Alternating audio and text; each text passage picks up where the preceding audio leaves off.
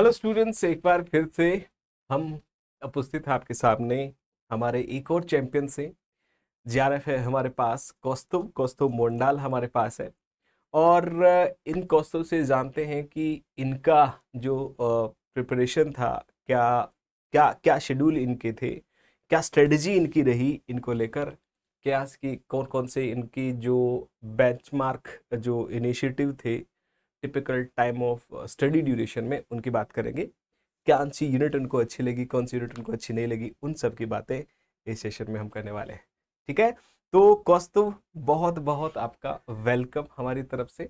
और सबसे पहले कि जो आईएफएस फैमिली है, उस आईएफएस फैमिली की तरफ से आपको आपको परिवार को बहुत बहुत सारी शुभकामनाएं आपके इस अचीवमेंट को लेकर।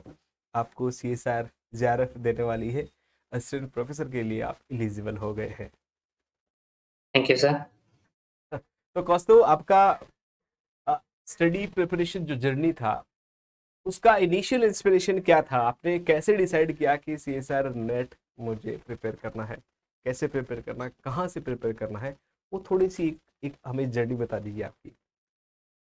मेरा एमएससी कंप्लीट किया है 2022 हुआ था। अच्छा अभी तो 2025 हो गया। अच्छा तो अच्छा। मैंने सोचा था कि बहुत लोग बोलते हैं कि अच्छा एमएससी के बाद पीएचडी जाना है, तो पीएचडी में रिसर्च वगैरह करना है। तो मैंने सोचा था कि रिसर्च क्या चीज़ है, क्या करना पड़ता है एक्चुअली। तो अच्छा मैंने इंटर्नशिप करना चालू किया। अच्छा अच्छा तो सेंट ज़ेवियर्स में लगभग अ, 1.5 साल अच्छा। मैंने इंटर्नशिप किया। हम्म। ठीक है?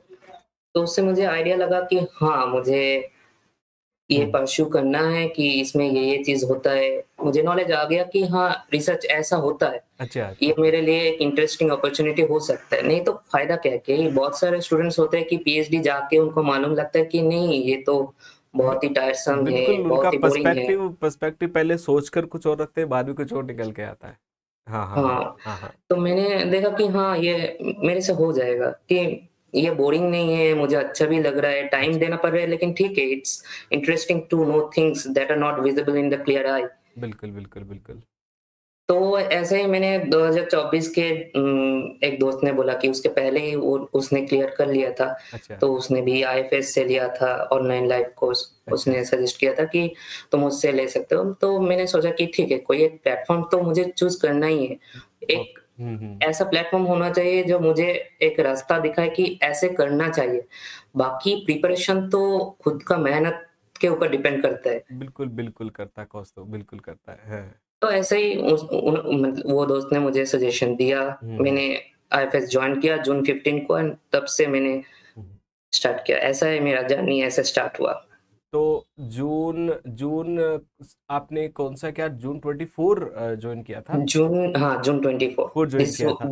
यस, तो दिस ये इज़ माय फर्स्ट अटेम्प्ट। तो ये पहले अटेम्प्ट में आपने क्लियर कर लिया। वाह, हाँ, हाँ। परफेक्ट परफेक्ट परफेक्ट कौस्तुभ, बहुत अच्छे कौस्तुभ। तो आपका जब आपने कोर्स परचेज किया, कोर्स स्टार्ट किया, तो आपका इनिशियल स्टडी प्लान क्या था? पहले पहले मैंने कहा था मेरा ये फर्स्ट अटेम्प्ट था, हम्म तो बहुत ही ज़्यादा मतलब रैंडम सोच आने लगे कि हम्म इतना सारा सिलेबस है, बहुत हम्म। ह्यूज प्रेशर है। बिल्कुल। तो मतलब कैसे मैं इसको टैकल करूँ? हम्म।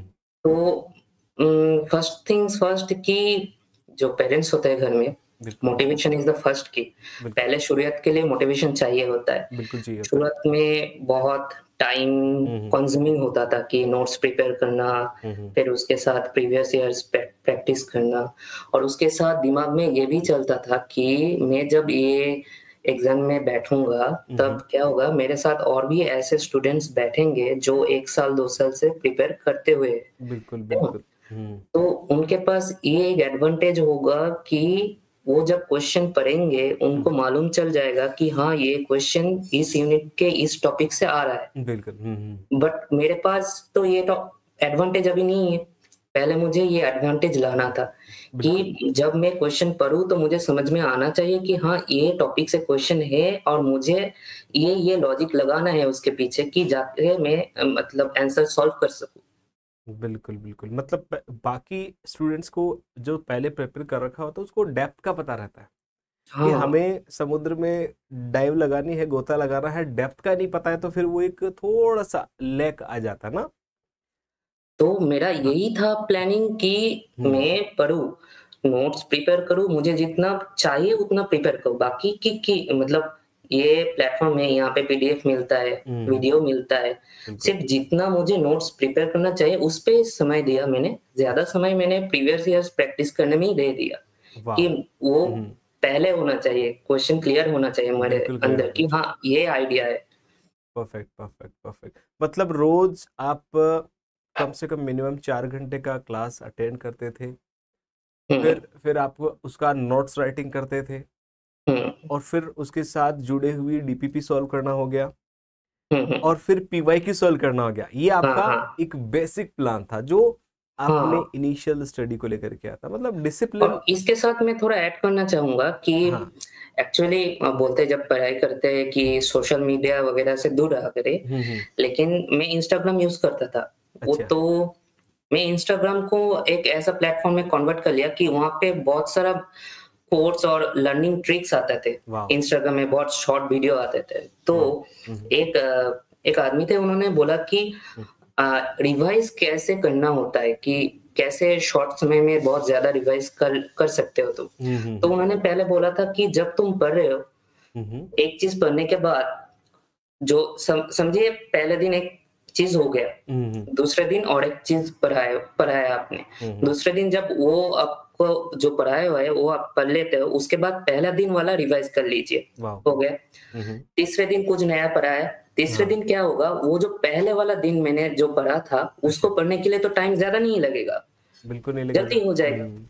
हाँ, हाँ। वो सपोज़ पहले दिन मुझे लगा था हुँ, 15 मिनट, अभी लगेगा 10 मिनट।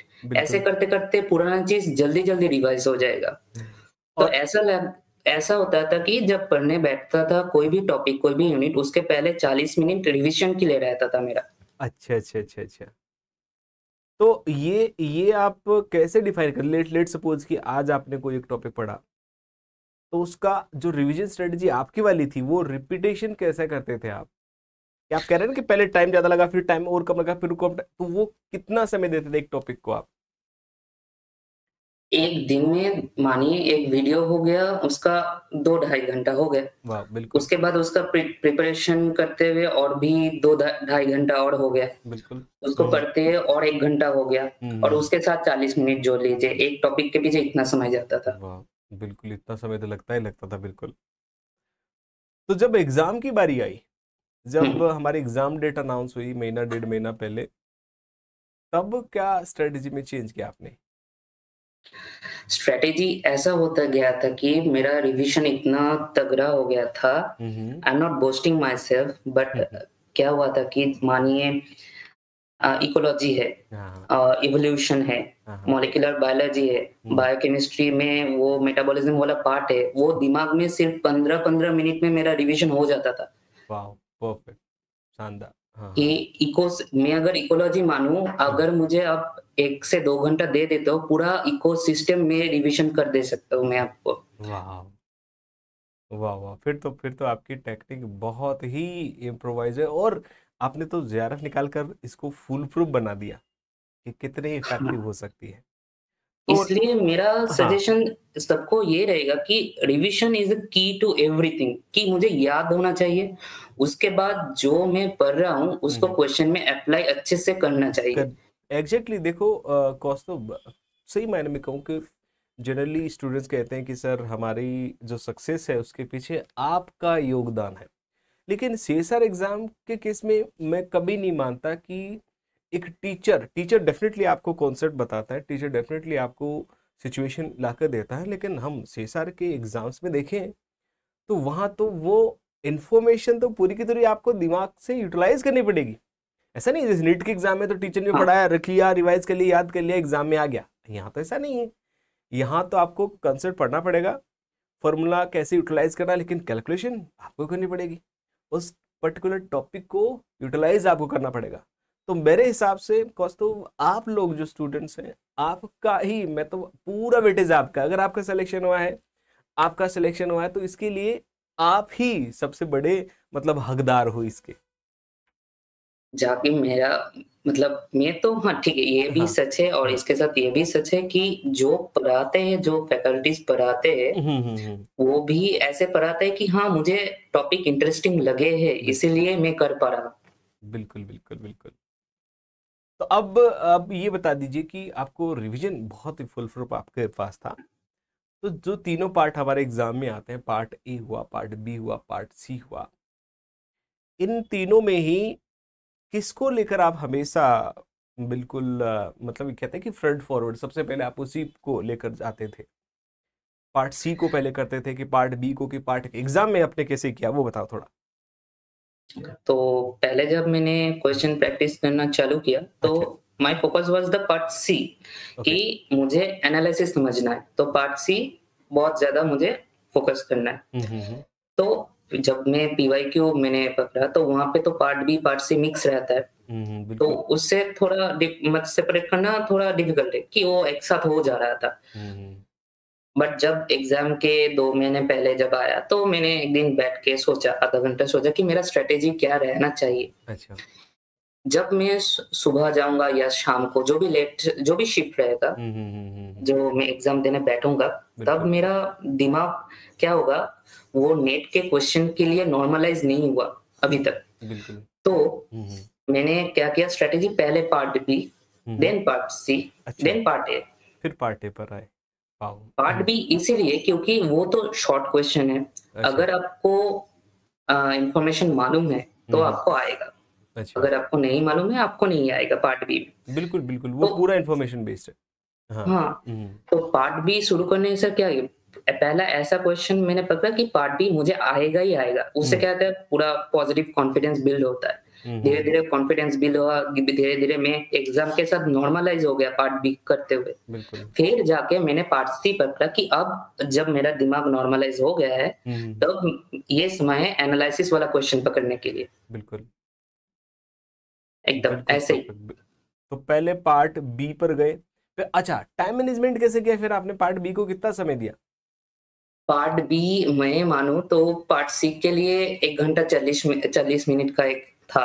अच्छा, आपने पहले उसके बाद हाँ, उसके बाद मेरा टारगेट था 35 में से 20 से 25 क्वेश्चन और उसके हर एक क्वेश्चन के पीछे 2 मिनट, 2 मिनट। तो अच्छा। 50 मिनट हाँ।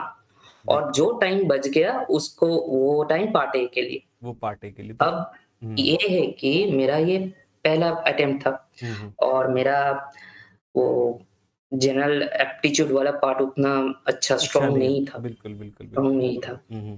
तो मैंने थोड़ा-सा ज़्यादा समय पार्ट बी और हम्म। पार्ट सी को ज़्यादा दिया और थोड़ा 20 मिनट के लिए पार्ट ए के लिए छोड़ा था। पार्ट ए के जब लिए मैंने छोड़ा। एग्ज़ाम देने बैठा था कि मुझे समझ आ गया था कि हाँ, एग्ज़ाम ऐसा आया है, अच्छा। तो थोड़ा मुझे अभी बदलना पड़ेगा। बिल्कुल, बिल्कुल, बिल्कुल। मैं इसका मतलब आपका जो रिवीजन प्रोटोकॉल था, उसका फ़ायदा आपको बहुत अच्छा मिला। बिल्कुल, मैं जहाँ तक हाँ, मैं आपकी बात को पकड़ पा रहा हूँ, बहुत अच्छा मिला आपको।